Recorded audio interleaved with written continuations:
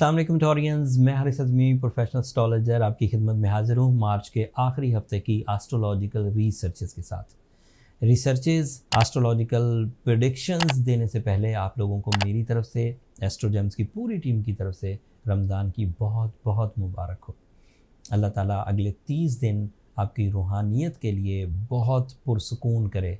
आप भी खुद अपने लिए अपनी इबादतों में अल्लाह ताला का ज़्यादा से ज़्यादा कसरत से ज़िक्र करें। वैसे भी ज़िक्र एक मेजर इबादत है, दिलों का सुकून अल्लाह के ज़िक्र में ही है। अपने इर्द गिर्द भी नज़र रखिए, जो लोग इस रमज़ान में माशी परेशानियों का शिकार हैं, उनको आप अपने वसाइल से उनकी परेशानियां दूर करने की कोशिश करिए। एस्ट्रोलॉजिकल कैलकुलेशंस के मुताबिक आपका रूलिंग प्लैनेट इस वक्त आपके फर्स्ट एंगल पर ही है। रूल्स ये कहते हैं, ऑब्जर्वेशंस ये कहती हैं, एक्सपीरियंसेस ये कहते हैं कि अगर रूलिंग प्लैनेट फर्स्ट एंगल पर हो तो इससे ह्यूमन नेचर में मैच्योरिटी लेवल डबल हो जाता है। चीज़ें ज़्यादा अच्छे अंदाज से सोची जा सकती हैं, ज़्यादा अच्छे अंदाज से एग्जीक्यूट की जा सकती हैं, बिग प्रॉफिट्स लिए जा सकते हैं, हाई अटेंशंस ग्रैब की जा सकती है, रिलेशनशिप कमिटमेंट्स की जा सकती हैं, लग्जरीज़ अर्न की जा सकती हैं, कंफर्ट ऑफ लाइफ लिया जा सकता है, हेल्दी बिहेवियर ऑफ लाइफ को ग्रैब किया जा सकता है। सो वीनस आपके लिए इस वक्त फर्स्ट एंगल पर है एंड एक लिस्ट है एडवांटेजेस की जो आपको मुफ्त में सहूलत दे रहे हैं।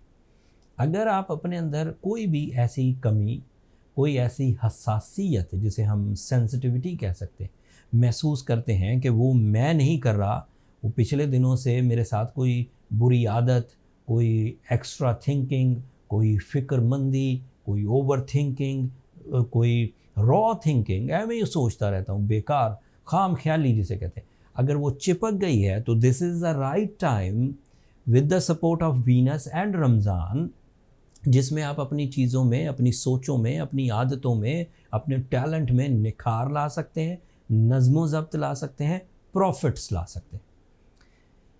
रमज़ान के सीज़न में सिंसियरिटीज़ मुफ्त में मिलेंगी। वैसे आप ये ज़्यादा सब्जियां खा के सिंसियरिटीज़ क्रिएट नहीं कर सकते। जब भी आप दीन की तरफ आते हैं, जब भी आप क्रिएटर की तरफ आते हैं, जब भी आप रूह की तरफ आते हैं, तो आपको कुदरती तौर पर प्योरिटीज़, सिंसियरिटीज़, रिस्पॉन्सिबिलिटीज़ निभाने की तक़वियत मिलती है। अदरवाइज़ बंदा सेल्फिश होता रहता है।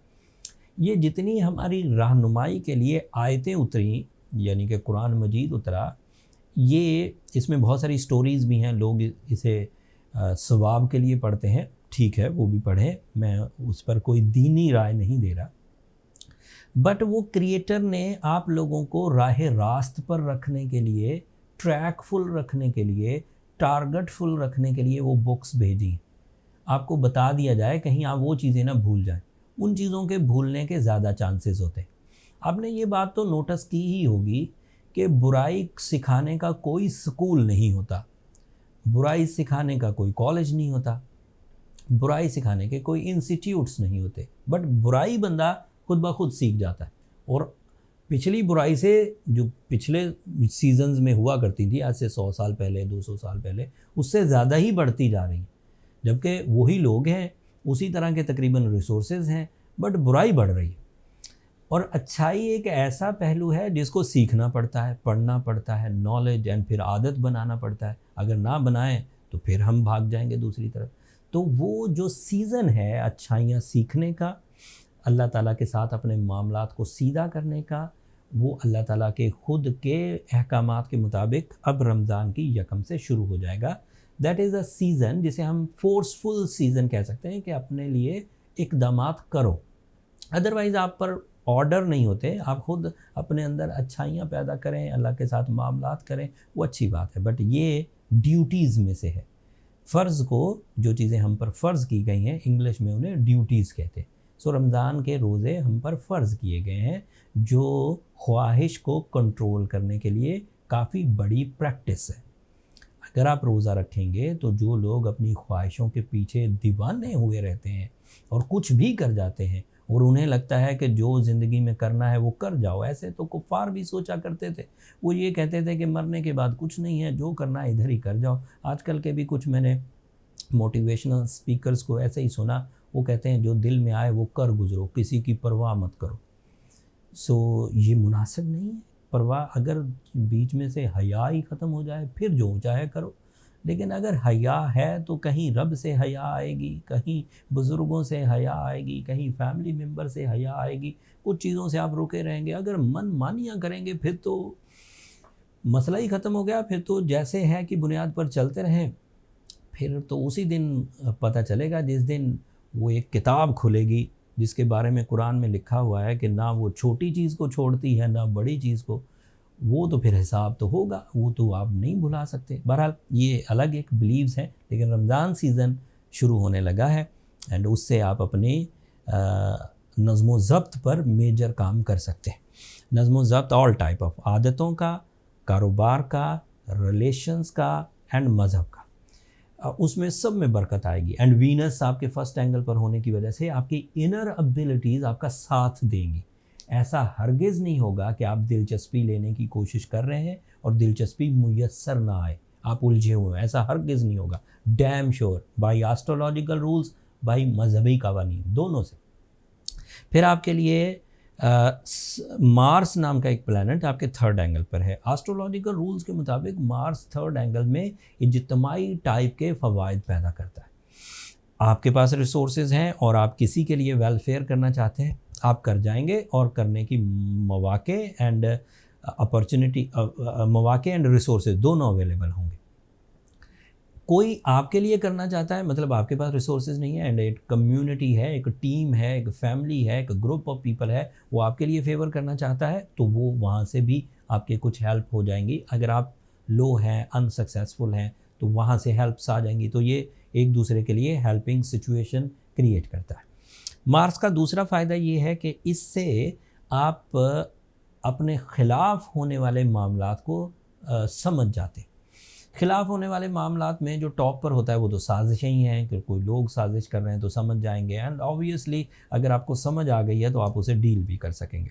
दूसरा इसका एडवांटेज ये होता है कि आप कोई रॉन्ग डिसीजंस ले रहे हैं और उस रॉन्ग डिसीजन का इम्पैक्ट इन फ्यूचर बहुत वर्स आ सकता है, लेकिन आप वो समझ गए बात एंड आपने उस डिसीजन को डिलीट या रिपेयर कर लिया, तो वो भी मार्स से मिल जाता है।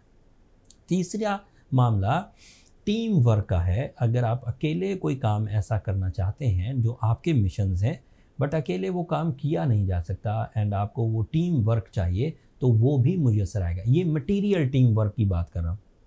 जबकि इसका एक आखिरी फ़ायदा ये है कि ये कंपेनियनशिप की वजह भी बनता है फॉर टॉरियंस, क्योंकि ये आपके 7th हाउस को रूल करता है।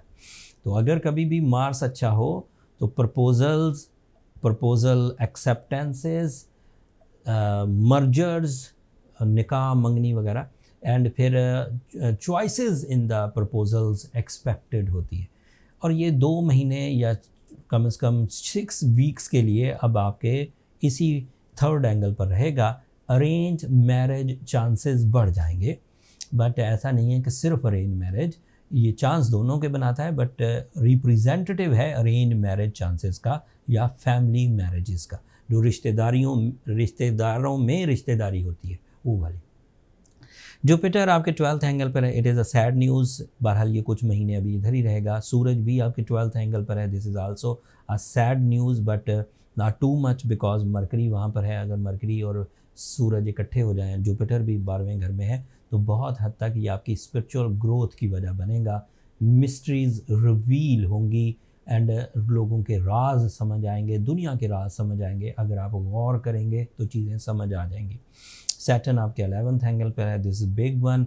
अभी तो 2.5 साल आपके बहुत अच्छे चलेंगे during the Saturn season, but उसके बाद फिर आपका हाल एरीज जैसा होगा। इसलिए अपने बिग एजेंडास को इन 2.5 सालों में पूरा करने की कोशिश करें। ये वीकली वीडियो की बात नहीं थी, लेकिन मैंने इसलिए बता दी कि इसके बाद जब ये 12th एंगल पर जाएगा 2026 में, तो फिर वहाँ से आपका ट्रबल टाइम शुरू होगा। उससे पहले अपने आप को मास्टर बना लीजिए, अपनी फील्ड्स का मास्टर बना लीजिए, अपनी रिस्पॉन्सिबिलिटी का। When a person is a master of their skills, तो उसे फिर सराउंडिंग सपोर्ट्स की ज़रूरत नहीं पड़ती, वो इंडिपेंडेंट हो जाता है, वो फिर चलता रहेगा। That's all from my and Taureans. चीज़ें अच्छी चल रही हों, रमज़ान में मज़ा आ रहा हो, सलाहियतें काम कर रही हों, ब्लेसिंग्स आ रही हों, there is no need for any remedies. अल्लाह का ज़िक्र करिए, क़यामुल लैल करिए, रोज़े रखिए, इबादतें करिए। बट अगर कुछ ट्रबल्स हों तो फर्दर रेमेडी करनी तिलावत ही है, बट फिर सूरह शम्स पढ़िए। And on the behalf of scientific remedies, if you wear a emerald, ज़ुमरद जिसे कहते हैं, 8 से 10 कैरेट, तो वो आपके लिए कुछ आर्टिफिशियल फ्यूल्स की वजह बनेगा। फिर भी मामला हल ना हो तो फिर पर्सनल कैलकुलेशंस की तरफ चले जाइए, नंबर ये नीचे चलते रहते हैं, उन पर रब्ता करने से आपको बहुत सारी चीज़ों का सलूशन एक्सपीरियंस बेस्ड मिल जाएगा। बट वो फ्री फोरम नहीं है, होपफुली आप अंडरस्टैंड करेंगे। जब आप रमज़ान में अपनी इबादतों के दौरान अपने लिए दुआएं करें, अपने फैमिली मेम्बर्स के लिए दुआएं करें, तब हमें भी अपनी दुआओं में, मुझे और मेरी टीम को ज़रूर याद रखिएगा। टॉरियंस, आपकी दुआएं हमारे लिए बहुत कीमती हैं, दुनिया के लिए भी, आखिरत के लिए भी। एंड चैनल को सब्सक्राइब करना मत भूलिएगा। आप लोगों की सब्सक्रिप्शन हमारी हौसला अफजाई की वजह बनती है। अगले हफ्ते तक के लिए अल्लाह ने के बाद।